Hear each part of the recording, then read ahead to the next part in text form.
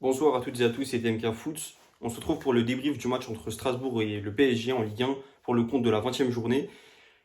C'est un débrief, je pense qu'il sera vraiment court. Il fera grand max 10 minutes, je pense. Parce qu'en plus de ça, après la vidéo, je vais être en live sur TikTok pour ceux qui voudraient venir. Mais on va parler brièvement du match. Parce qu'il y a un peu de tout et de rien à dire. Souvent, les choses où il y a beaucoup de choses à dire, c'est quand on fait soit un énorme match, soit un match où il y a énormément de choses mauvaises, donc qu'il faut reprendre, ou il faut rebondir là-dessus. Et là, pour moi, c'est ni l'un ni l'autre. J'ai pas envie de spoil, de toute façon, vous allez voir pendant la vidéo ce que j'en pense de ce match. Mais comme d'habitude, on va voir les compositions d'équipe. Ensuite, on va parler du match, comment il s'est passé dans son entièreté. Les tops et flops s'il y en a. Et ensuite, la conclusion, qu'est-ce qu'il y a à venir pour le PSG ou pour Strasbourg, etc. On en parlera également, brièvement. Pour la compo d'équipe, je vous l'affiche ici, mais on va surtout s'attarder sur la compo du PSG. Là, pour l'instant, je vous montre d'abord celle du PSG, donc, avec Savonov au cage. Justement, petite surprise, on a eu Savonov qui revient de blessure depuis Flamengo, etc. Sur les côtés, on a Hakimi, Nuno Mendes. En défense centrale, Pacho Marquinhos. Donc là, la base défensive, c'est l'équipe type. Milieu de terrain, on a João Neves, Vitinha et Warren Zaïre-Emery. Donc, en fonction de ce qu'on a, c'est aussi le meilleur milieu actuellement. En attaque, on a Mayoulou, Barcola et je sais plus qui. Ouais, on avait justement Mbaye. Mbaye qui revient justement depuis la CAN et tout, titulaire. Je trouve que c'est un petit peu précipité, mais voilà. En tout cas, c'était pour vous parler de ça globalement, mais je trouve qu'on aurait pu l'aligner plus tard. Même si c'est pas forcément que Mbaye a fait un bon ou mauvais match, rien à voir. Mais c'est juste que laissons-lui le temps de se reposer. C'est comme Hakimi, c'est des mecs, ils reviennent de la CAN, sachant que Hakimi, c'est encore pire. C'est des mecs qui enchaînent des. Je pense qu'on se rapproche pas loin de la centaine de matchs à force en une année civile. Donc, qu'on se calme un peu, qu'on lui laisse le temps de se reposer. Moi, c'est quelque chose que j'aimerais bien avec Hakimi. Même si beaucoup vont dire oui, mais le PSG, on a besoin de lui. C'est pas ça le sujet. C'est si on a besoin de reposer nos joueurs, il faut recruter. C'est autre chose. Et Hakimi, c'est pas un mec qui a l'habitude de se blesser ou qui a l'habitude d'être flemmard sur le terrain. Non. C'est normal, le mec, il a besoin de se reposer. C'est un humain comme tout le monde. Je pense que on oublie beaucoup trop cette information dans l'équation à prendre en compte sur l'organisme de Hakimi. Et si on veut que justement il soit là, présent pour si on va loin en Ligue des Champions, dans les matchs décisifs en Ligue 1 ou autre, on a besoin qu'il se repose. Et ce soir, il s'est pris un carton rouge. Je pense qu'il n'a pas du tout fait exprès. Au contraire, il était bien énervé. Mais quelque part, c'est une bonne chose. J'arrive pas à lui en vouloir parce que c'est une bonne chose. Au moins, ça lui permettra de se reposer. Même si c'est contre Marseille, évidemment, on ressent un petit peu d'amertume vis-à-vis de ça. Mais en vrai, il a bien fait. Enfin, il a bien fait, pardon. En vrai, c'est une bonne chose, je veux dire plutôt. Mais pour parler du match, du déroulement du match, franchement, le PSG est bien rentré dans son match. Strasbourg de leur côté, merci pour ça. J'ai oublié d'en faire une vidéo verticale, mais merci pour ça Strasbourg. Vous avez proposé du jeu. On s'y attend avec vous, c'est plus une surprise à force, mais sait-on jamais. Franchement, vous avez proposé du jeu, vous avez joué contre le PSG. C'est pas une chose que toutes les équipes de Ligue 1 font, que ce soit à domicile ou à l'extérieur, peu importe. Là, vous étiez à la Méno chez vous tranquillement. Mais en fait, on voit une chose, c'est vraiment de l'évidence. Hein, j'apprends rien à personne. Si tu joues, tu fermes le jeu contre le PSG, on va te mettre des buts. On va peut-être te mettre un but, deux buts, et tu vas pas te faire humilier, mais on va mettre des buts, on va gagner. Ça, c'est sûr. C'est pas. En toute humilité, on le dit, c'est pas une surprise. Maintenant, si tu ouvres le jeu, il y a moyen que tu gagnes. C'est pas juste il y a moyen que tu mettes des buts, il y a moyen que tu gagnes. Strasbourg ce soir, ils auraient pu gagner, ou en tout cas, ils auraient pu repartir avec le point du nul.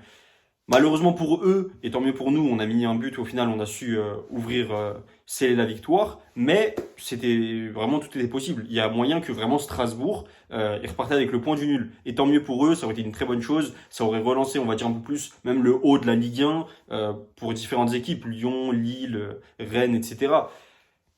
Maintenant, nous on a gagné, tant mieux pour nous comme je l'ai dit, mais vraiment merci à Strasbourg, parce que même le match dans son entièreté, il était plaisant à regarder pour tout le monde. Je pense que autant un spectateur neutre qu'une personne qui soutenait une des deux équipes, c'était un match plaisant à regarder. Euh, j'ai pas un joueur plus que les autres, je pense, à relever. En tout cas, j'essaie de réfléchir aussi pour passer au flop. Franchement, je pense pas avoir de flop sur ce match-là. Il y a eu des entrants qui ont été bons, d'autres joueurs qui ont été un peu plus invisibles, j'ai envie de dire. Mais au final, si tu gagnes le match et que il n'y a pas d'énormes conséquences derrière, je trouve que c'est pas non plus si dérangeant que ça. En top, par contre, il y a pas mal de personnes à relever. Je sais pas si je les mets directement en top, mais en tout cas de personnes qui m'ont marqué. Il y a l'entrée de Kanguini. J'en ai fait une vidéo parce que forcément le mec super. Depuis le commentateur, il l'a dit, j'avais même pas remarqué. Depuis le match contre Flamengo, le mec il avait plus joué avec le PSG. Donc ça fait plus d'un mois, voire deux, je crois.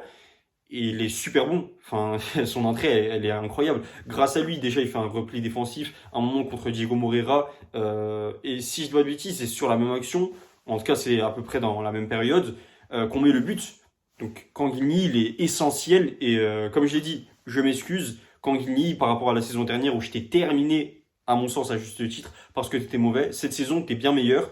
Il faut donner à César ce qui appartient à César. Frère, cette saison, tu mérites d'être titulaire ailier droit au PSG, sans aucun doute. Il n'y a personne actuellement qui s'assoit à ta table. Désiré Doué, il est en deçà. Kvara, c'est pas son poste. Barcola, c'est pas son poste. Dembélé, actuellement, ne joue plus à ce poste. Même si quand il est sur le côté droit, il est intéressant, c'est pas son poste actuellement. Donc, la comparaison n'est pas faisable. J'ai pas envie de dire que Kangini est meilleur que Dembélé. C'est juste deux postes différents. Et il n'y a personne d'autre, je crois. Il y a Mbaye qui est intéressant, mais il est juste, avec de gros guillemets, hein, il est juste intéressant. Là où Cantigny, il est plus qu'intéressant. C'est un joueur expérimenté, voilà, sur lequel tu peux compter sur une demi-finale de Ligue des Champions normale maintenant.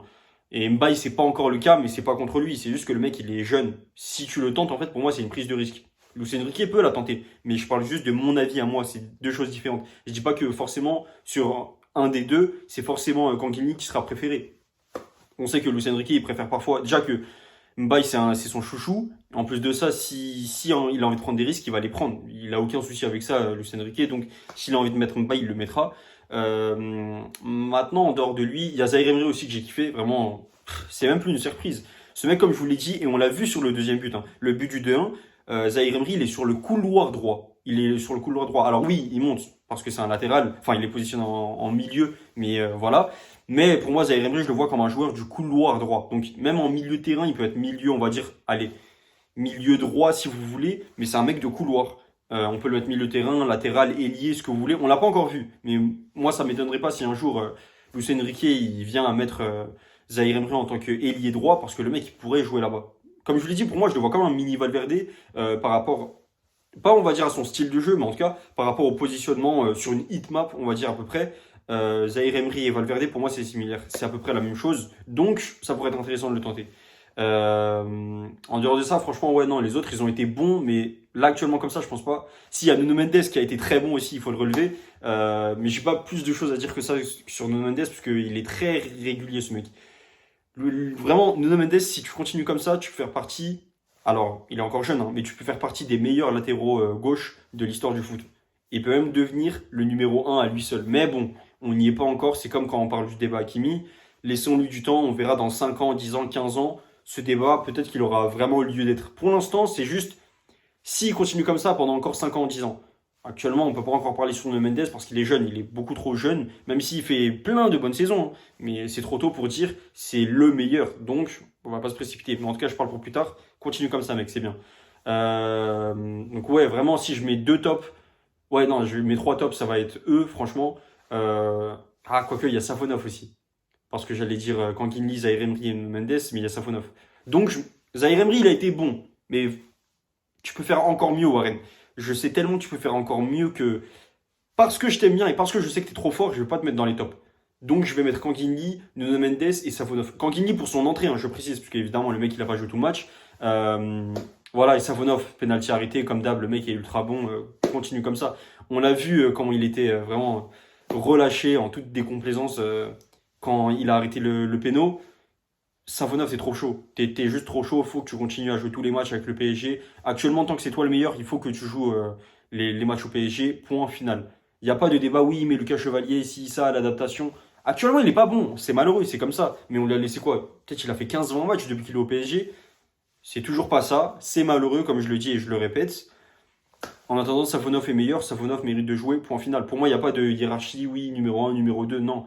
Ça, c'est la saison prochaine, on verra en fin de saison. Ou si parfois il a l'occasion dans certains matchs un peu moins coup près, pourquoi pas tenter Lucas Chevalier. Mais à l'instant T, je répète, à l'instant T, donc là, 1er février, quand je dis ça, pour moi, Safonov est le numéro un et il mérite d'être le numéro un. Quand je dis ça, il est le numéro un, c'est en termes de performance, pas en termes de hiérarchie. C'est deux choses différentes. Et la hiérarchie, on va dire, installée de base en début de saison, elle ne m'intéresse pas. Personnellement, elle ne m'intéresse pas. Je sais que Luis Enrique ne fonctionne pas forcément comme ça. Ça, c'est sa façon de faire.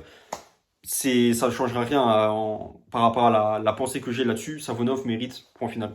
Maintenant, ce qu'il y a à prévoir pour la suite, le PSG, si je ne dis pas de bêtises, notre prochain match, je ne sais pas si on en a un dans la semaine, Mais le prochain match, normalement, c'est contre Marseille. On fera une vidéo entre-temps, forcément, d'avant-match. Si j'ai le temps, je l'espère. Mais ouais, franchement, si on continue comme ça, c'est bien, c'est de bon augure. S'il y a ça, plus Dro qui va commencer petit à petit à jouer les matchs, on l'a vu, il était dans le groupe pour ce match-là. Il faut qu'on recrute aussi, pas forcément cet hiver, parce qu'on voilà, ça n'a pas été fait, mais il faut qu'on recrute un latéral droit, un milieu et un attaquant, de préférence un ailier droit justement, ou un numéro 9. Tout dépend de comment on voit la chose, mais il faut que le PSG recrute. C'est pas possible de continuer comme ça sur 3 saisons, 4 saisons. Non, c'est mort. On l'a déjà trop fait et c'est pas possible. C'est pas possible. Les organismes, ils vont beaucoup trop se fatiguer. Donc, Luis Enrique, t'as deux options. C'est même pas une menace. C'est juste par cohérence. Soit tu recrutes des joueurs, même si ça coûte un bras, tu les recrutes. Soit tu fais monter des titis. Comme tu l'as fait l'année dernière avec les Mayulu, Mbaye. Bon, Zaire Emery, il était déjà présent. Cette année, tu le fais avec Njantou, avec Ensoki, avec Camara, même s'il est en partance. Il y en a plein des joueurs, il n'y a pas de souci là-dessus. Tu sais très bien, tu connais mieux que moi les titis qu'il y a.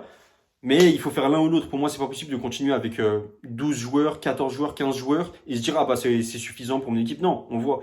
Fabien Ruiz, il est pas là, c'est relou. Quand Nuno Mendes, quand João Neves, quand Hakimi, ils sont pas là, ils sont blessés. En début de saison, on se rappelle, Doué, Dembélé, ils étaient pas là. Bah, c'est relou, c'est pas la même chose. Même si tu as des joueurs, il te faut des remplaçants pour rentrer en cours de match. Voilà, à la 70e, tu fais un petit changement.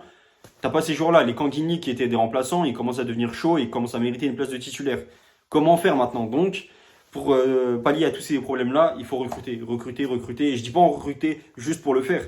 Mais les grandes équipes ont deux équipes désormais. C'est comme ça dans le football. Je dis pas recruter non plus des masses. Mais encore deux trois pour moi. Et après, vas-y. Je dirais plus rien. Mais encore deux trois joueurs. Comme je l'ai dit, les postes, je les répète. Latéral droit, milieu de terrain et ailier droit ou neuf. En fonction de comment on voit le truc. Mais en tout cas, un attaquant. Après, ce sera suffisant. Le reste, j'en demande pas plus. En tout cas, c'était tout pour cette vidéo. Merci de m'avoir écouté. C'était MK Foot.